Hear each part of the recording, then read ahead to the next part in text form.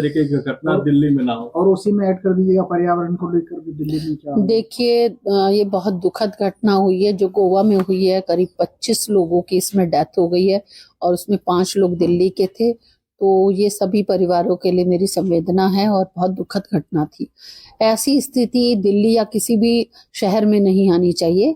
इसके लिए एमसीडी और बाकी डिपार्टमेंट को सजग रहना चाहिए, खासकर हेल्थ डिपार्टमेंट को जो ये लाइसेंस देता है। जहाँ पर आपके होटल्स, बार और आपके रेस्टोरेंट ये चल रहे हैं उन्हें नज़रअंदाज नहीं करना चाहिए। उनकी कमियों को देखकर उन्हें तभी लाइसेंस इशू करना चाहिए। और मैंने सभी लोगों को दिशा निर्देश दिया है कि एक पूरी लिस्ट बनाई जाए जो बिना लाइसेंस के हमारे बार या होटल्स या रेस्टोरेंट चल रहे हैं, या रोड साइड कुछ ऐसे छोटे आपके रेस्टोरेंट हैं जो मतलब लाइसेंस लेना नहीं चाहते, ऐसे भी हैं कुछ लोग। और लाइसेंस को रिन्यू करने की एक फिक्स डेट होनी चाहिए।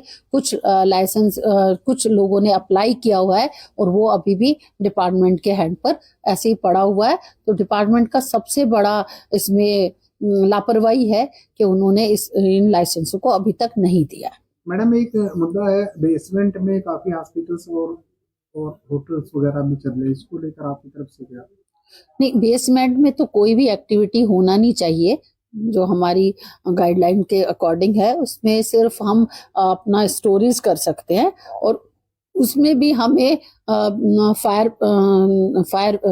का लाइसेंस होना चाहिए, क्योंकि कई बार आप ऐसी चीज़ों को स्टोर कर देते हैं जिनसे आग लगने के चांसेस बढ़ जाते हैं।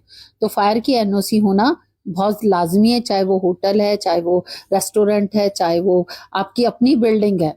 मैं तो कहती हूँ जब आपने 6 मंजिली की बिल्डिंग बनाई है तो आपको फायर की एनओसी जरूर लेनी चाहिए। और खासकर आपके यहाँ लिफ्ट लगी है तो भी आपको एनओसी लेना चाहिए। कई बार आपका शॉर्ट सर्किट से वो आपका कोई वो हो जाता है, हादसा हो जाता है, तो उसको मद्देनजर रखते आपको फायर एनओसी लेना चाहिए। हम ये मुद्दा तो उठा, लेकिन सवाल ये उठता है कि इतना नियम कानून होने के बावजूद बेसमेंट्स पे हॉस्पिटल्स चल रहे हैं, रेस्टोरेंट्स चल रहे हैं, मॉल्स में आप देख सकते हैं कि शॉप्स होते हैं। यही नहीं, एक और सवाल उठा था कि जो पतली पतली गलियां हैं वहाँ पे भी जो दुकानें, रेस्टोरेंट चल रहे हैं उनको तो इस तरह का लाइसेंस मिल ही नहीं सकता है, नियम के विरुद्ध है, बावजूद इसके चल रहा है। तो इसके खिलाफ एक्शन क्या लिया जाएगा? मेरा मानना ये है कि इस तरह के रेस्टोरेंट जो भी बिना लाइसेंस के चल रहे हैं, बिना एमसीडी की नॉलेज के चल रहे हैं, या जो जिनका रिन्यू नहीं हो रहा लाइसेंस, उन्हें इमीडिएट उन पर एक्शन होना चाहिए, उन पर कार्रवाई होकर, या अधिकारियों पर भी इसकी कार्रवाई, मैंने कमिश्नर सर से बात की, उन पर भी ये कार्रवाई होनी चाहिए कि उनके हाथ पर जब उनके पास लाइसेंस की फाइल आ गई है तो विद इन मंथ उन्हें उसको अप्रूव करना चाहिए या रिजेक्ट करना चाहिए। दोनों ही सिचुएशन में उन्हें उस फाइल पर एक्शन लेना चाहिए। और जो ये एमसीडी का रेवेन्यू जो मतलब लॉस हो रहा है, उसका एक रीजन ये भी है कि फाइलें अटकी पड़ी हैं और काफी समय से वो वेटिंग में चल रही है। दिल्ली वालों को कैसे भरोसा दिलाएंगे कि इस जो गोवा में घटना घटी है इस तरह की घटना न घटेगी, इसके लिए एमसीडी तत्पर है? नहीं, बिल्कुल, हमारे सख्त निर्देश हैं कि इस तरह के रेस्टोरेंट और होटल्स और बार नहीं चलने चाहिए।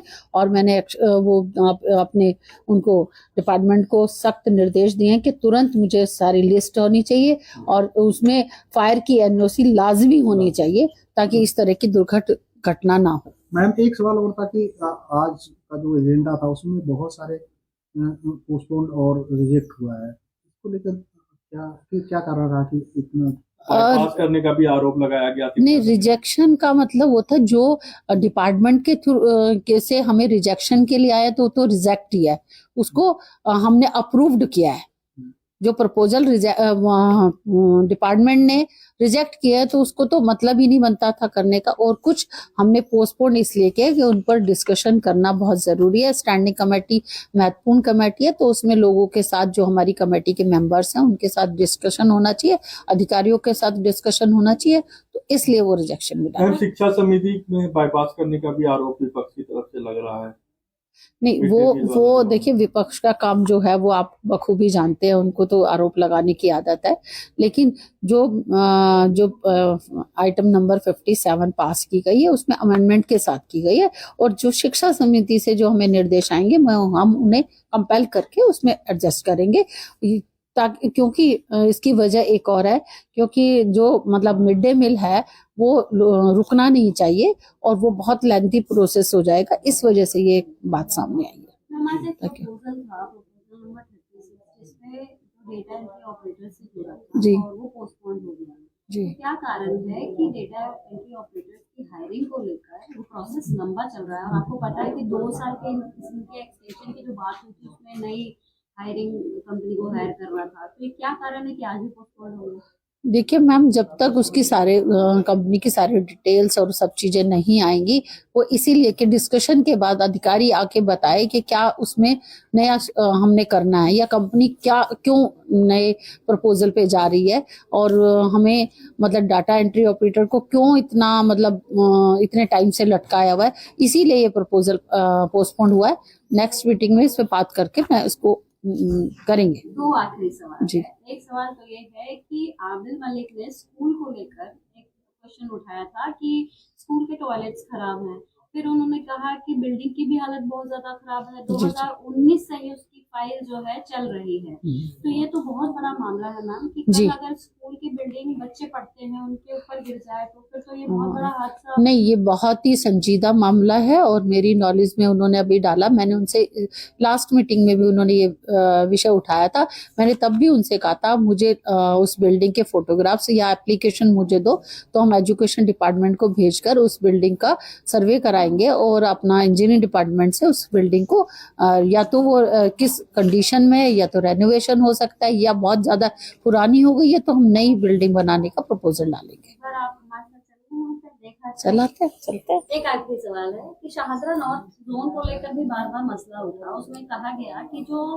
कर्मचारियों को पक्का करने को लेकर जो फाइलें हैं वो जानबूझकर वहां रोकी जाती है, आपको ध्यान होगा अभी सतपाल जी ने ये क्वेश्चन उठाया था। हाँ, तो क्या कारण है कि बार बार जोनों को लेकर कंप्लेंट आती है कि वहां से फाइल नहीं यहाँ हेडक्वार्टर तक पहुंचता है? यदि और किसी वो अधिकारी की यदि इसमें किसी अधिकारी की लापरवाही है या किसी अधिकारी ने जानबूझकर इस तरह का किया है जो मतलब मैच नहीं हो रहा उनके, पैसा मांगा जाता नहीं है, उनसे मैच नहीं हो रहा होता है, उनके डिटेल्स मैच नहीं होती या उन्हें परेशान किया जा रहा है, तो इस पर भी हम लोग सख्त कदम उठाएंगे और मैंने निर्देश दिया है कि उन लोगों को तुरंत वहां से हटाया जाए।